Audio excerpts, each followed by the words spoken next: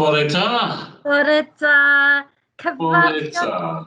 Cyfarchion cynnes oddi wrth Ysgol Dafydd Llwyd yn y Drenewydd I Brif Weinidog Cymru. A warm greetings to you from Ysgol Dafydd Llwyd in Newtown Powys to our First Minister. Fy enw yw Sian Davies ac fi yw pennaeth ar yr Ysgol Gymraeg yma. 98% o blant yn dod o gartrefi di-Gymraeg ac rydyn ni'n falch iawn o bob un ohonyn nhw. My name is Sian Davies.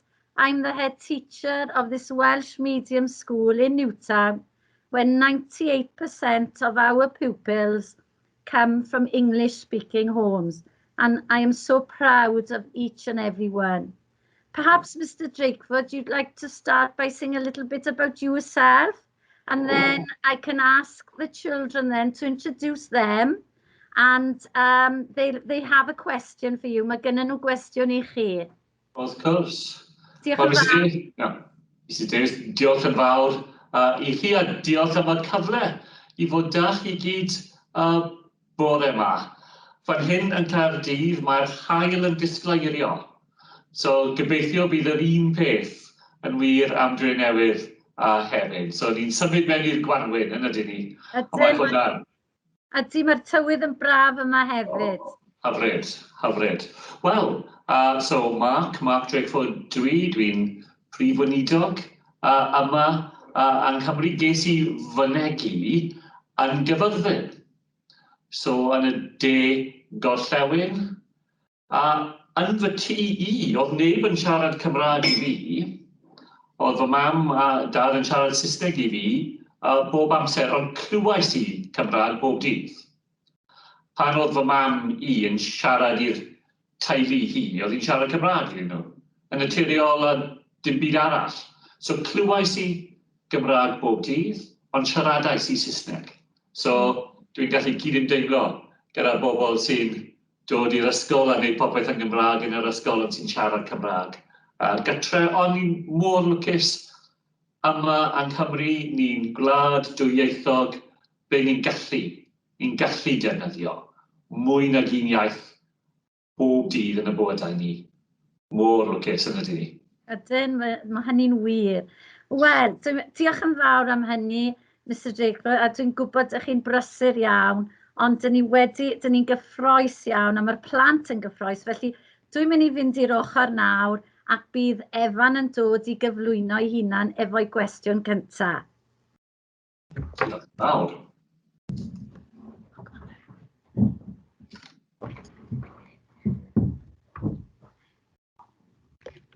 Hello, fy enw yw Evan. Hello, my name is Evan. Cafodd Robert Owen ei enni 250 o flynyddoedd yn ôl, a gwnaeth argraff fawr. Beth fed ymddysgu o Robert Owen yn 2021? Robert Owen was born 250 years ago, and he created a big impact. What can we learn from Robert Owen in 2021? Wel, Ifan, diolch yn fawr am y cwestiwn pwysig na. Mae lot o bethau fawr I ni ddal I ddysgu oddi wrth gwaith Robert Owen. Dau beth te. Popeth oedd e'n gweud am y gweithlu. Fel mae pobl yn gael eu trin pan maen nhw'n mas yn wneud gwaith. Ac hefyd, popeth oedd e'n ddweud am safonau tai, ble oedd pobl yn byw I cael cartref I bobl, a'r safon uwch, ble mae pobl yn gallu fwynhau a bod yn ddiogel. So I think there are lots of things to learn from Robert Owen still. He was somebody who really focused on the conditions in the workplace. You know, he said, you should only work for 8 hours in the day. You should have time off. You should be able to relax outside work. You should be properly treated when you were in work. He had lots to say about housing, about the need for people to have decent housing, where people could feel safe and secure, places where they, where the standard was as high as it could be, and still in Wales today. We have people who work in jobs that aren't secure, where they're not sure how much they will earn that week, and where they live in conditions that aren't good enough. So, lot I ddysgu, lot I pethau sy'n perthnasol heddi, fel oedden nhw pan oedd Robert Owen yn dal I fyw yn Trenewydd. Diolch. Helo, fy enw yw Fearon. Hello, my name is Fearon. Rydyn yn dysgu am hawliau plant yn ysgol. Beth fyddai Robert Owen yn meddwl am hawliau yma heddiw? We follow the rights of the child in school. What would Robert Owen think of these rights today? Wel, diolch yn fawr, dwi'n falch I glywed wrth cwrs chi'n dysgu am hawliau plant yn yr ysgol. Ni'n siarad ar llawr y Senedd a nifer o weithiau bob blwyddyn am hawliau plant, so mae'n sylfaenol I ni yma yn Cymru. Pan oedd Robert Owen yn fyw, oedd yr agweddau cyffredinol I blant oedd hollol wahanol I ni heddiw. Ac mae'n un o'r pethau ble oedd Robert Owen mor radical, achos oedd e'n feddwl am hawliau plant mewn ffordd hollol wahanol. Oedd e'n ymdrechu am addysg I blant, ac nid just addysg I creu bobl yn barod I mynd mas i'r gweithio yn ffactorau ac yn y blaen, ond cerddoriaeth, dawns.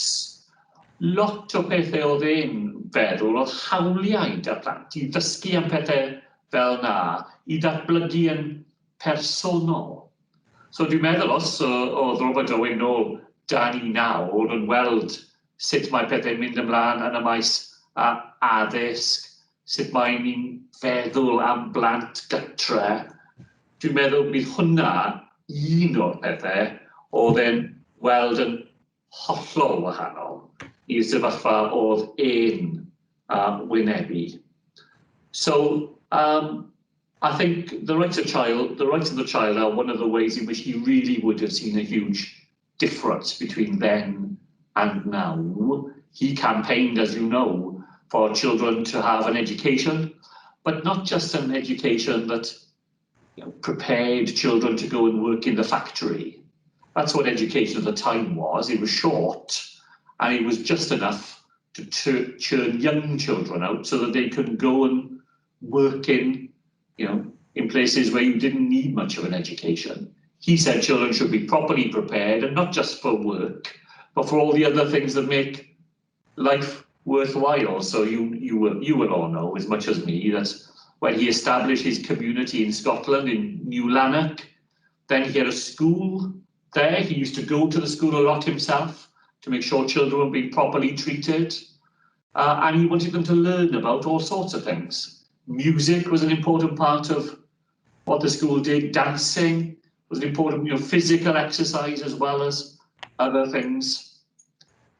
Things aren't perfect. Today, mae pethau ddim yn perffaith, of course, heddi, but they're very different.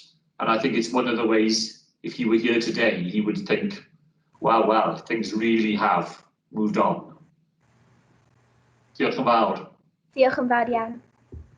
Helo, fy enw yw Gethin. Hello, my name is Gethin. Sut fedrym hyrwyddo syniadau a gwerthoedd Robert Owen mwyn I pobl Cymru glywed amdano? How can we promote Robert Owen's ideas and values so that more people in Wales will hear of him? Wel, Gethin, diolch yn fawr. Y ffaith ni'n siarad am Robert Owen heddi, mae hwnna'n dangos mae'r syniadau Robert Owen yn dal I fod yn perthnasol I ni heddiw. A dyna'r pedwerydd peth dwi'n wedi wneud dros y mis diwetha I helpu tynnu sylw at y ffaith ni'n dathlu penblwydd pwysig Robert Owen heddi. A mae hwnna'n creu cyfleoedd I ni. Mae'n creu cyfleoedd I ni tynnu sylw at y syniadau. i siarad am sut ni'n gallu ymdopi y syniadau a defnyddio nhw i creu nhw mewn ffordd sy'n addas i'r cyd-destun ni yn yr 11 ganrif ar 20. A pan chi'n cymryd y posibiliadau ac y cyfleon, mae lot o diddordeb na dwi'n siŵr. So this is the fourth event in the last few weeks that I've taken part in to focus on the 250th anniversary of Robert Owen. So by itself, you know, the fact that it's such a big anniversary is giving us some opportunities to promote his ideas and values in the way that you asked. So I've done, I took part in a big conference about his ideas. Lots of people from the universities and from other places there. And what they were looking at is, how can we bring those ideas up to date? How can we apply them to today's Wales? And it was great. It was a really good conference. And then I've done some interviews with magazines and with journalists who are interested in the anniversary. And I just think, you know, just discussions like today, they all help to remind us about the pioneering ideas that he had, the incredibly radical thinker that he was, and then to think, how can we use those ideas still and make them relevant to the way things are today? Diolch yn fawr. Diolch, thank you. Hello, fy enw I yw Cerys. Hello, my name is Cerys. Cafodd Robert Owen ei eni yn y Drenewydd, lle mae'n ysgol Cymraeg. Byddai'n falch iawn o'r holl ysgolion yn y Drenewydd, serch hyn. Ni byddai'n hapus nad oes un ysgol uwchradd Gymraeg ym Mhywys. Beth yw eich meddyliau am hyn, please? Robert Owen was born in Newtown, where our Welsh school is. He would be very proud of all the schools in Newtown. However, he wouldn't be pleased that there is not one Welsh medium secondary school in Powys. What are your thoughts on this, please? Well, Cerys, I gweud y gwir, beth dwi'n meddwl yn gyntaf yw lan I bobl am Hawys yw I trefnu pethau am addysg I blant am Hawys. So, wrth gwrs, yr amgylchiadau Powys yn cael effaith ar sut maen nhw'n gallu dosbarthu addysg mewn sir mor gwledig. Es I i'r ysgol hollol dwyieithog.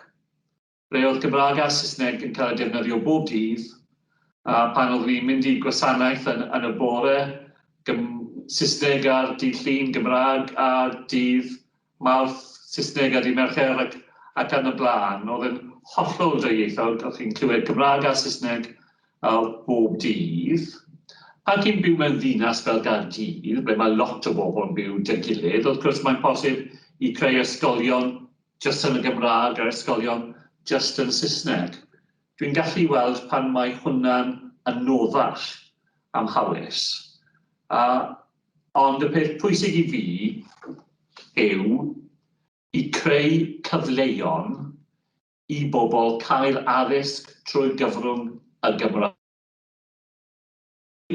Addysg I gyd. So, well, allai I ofyn cwestiwn I ti, Cerys, ar ôl ysgol Dewi Sant, neu Dafydd Llwyd, ble ydych chi'n mynd nesaf? Rydw i'n mynd I Llanfair Cyreinion. Llanfair Cyreinion, a beth Cymraeg neu Saesneg neu ysgol dwyieithog? Dwyieithog. Dwyieithog. Wel, mae hwnna'n gret, dwi'n meddwl. Ond ar diwedd y dydd, sut I wneud I fi, mae hwnna yw penderfyniad I bobl sy'n byw yn yr ardal. Ond egwyddor yw unrhyw person, unrhyw teulu sy'n eisiau cael addysg drwy gyfrwng Gymraeg i'w plant nhw, bydd rhaid I ddysgu dosbarthu hwnna. Ffordd I wneud mae nhw'n agosaf i'r ymgylchiadau am Hawys. A mae'n gret I clywed chi gyd yn defnyddio Cymraeg mor glir. Mae'n wych. Diolch yn fawr. Diolch, thank you. Hello, fy enw I Iwan. Hello, my name is Iwan. Mae'r cwricwlwm newydd yn gyffrous, a ydych yn gytuno fod pob plentyn yng Nghymru angen gwybod am Robert Owen. The new curriculum is exciting. Do you agree that all children in Wales should learn about Robert Owen? Wel, diolch am beth wedys ti am y cwricwlwm newydd. Mae yn gyffroes a mae'r deddf sy'n creu y cwricwlwm newydd wedi gorffen a'i daith trwy'r Senedd. So ni wedi rhoi lot o amser ar llawr y Senedd I ddadleuon ar y cwricwlwm newydd, a dwi'n cytuno. Mae yn gyffroes achos mae'n rhoi nifer fawr o posibiliadau I siarad am Robert Owen ac am ei waith. Yn hanes, wrth gwrs, hanes Cymru, mae'n dyn pwysig iawn yn ein hanes ni, ond bydd nifer o cyfleoedd eraill yn yr cwricwlwm newydd. Bydd cyfleoedd I plant siarad am yr economi yma yng Nghymru. Swyddi newydd, ble ni'n mynd I creu nhw ac yn y blaen, ac popeth oedd Robert Owen yn wneud I creu busnesau cydweithredol, bydd hwnna yn pwysig I unrhyw person sy'n tyfu lan yma yng Nghymru. Ac ambell waith, wrth gwrs, mae pethau'n digwydd yng Nghymru ble mae pobl ddim yn ymwybodol am y hanes ac am cyd-destun. So, os chi'n mynd I siopa mewn unrhyw siop yn y grŵp John Lewis, mae nhw'n syliedig ar y ffordd mae'r busnes yn cael ei redeg ar mewn ffordd cydweithredol. A mae'r syniad yna yn dod yn reiddiol o Drenewydd a Robert Owen. Pan chi'n talu am dŵr yma yng Nghymru, dŵr Cymru, Welsh Water, chi'n siarad am cwmni sydd ddim yn creu elw, mae nhw'n defnyddio pob ceiniog o arian sy'n dod I fewn I buddsoddi unwaith eto yn y busnes I creu swyddi newydd yma yng Nghymru. A mae'r syniad yna yn dod syth o Robert Owen. So I think the new curriculum will have lots of opportunities for the ideas of Robert Owen to be talked about and learned about, whether that is in the history of Wales, because he's a very important figure in the history of Wales, but more than that, lots of ways in which jobs are created in Wales today reflect the cooperative model that he worked on, took around the world, started in Newtown. If you go to shop in John Lewis or you get your water from Welsh Water, then you are talking about companies who are based today on the principles that Robert Owen established. And all of that will be possible for people to explore in the curriculum. Diolch yn fawr. Thank you, diolch. Hello, fy enw I Lilia. Hello, my name is Lilia. Mae wedi bod yn flwyddyn anodd I pawb, yn enwedig ysgolion. Roedd gan Robert Owen weledigaeth.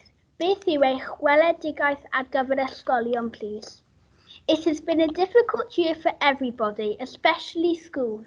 Robert Owen had a vision. What is your vision for schools, please?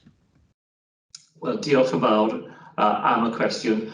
Yn y tymor byr, ni'n dal I fyw gyda'r pandemig.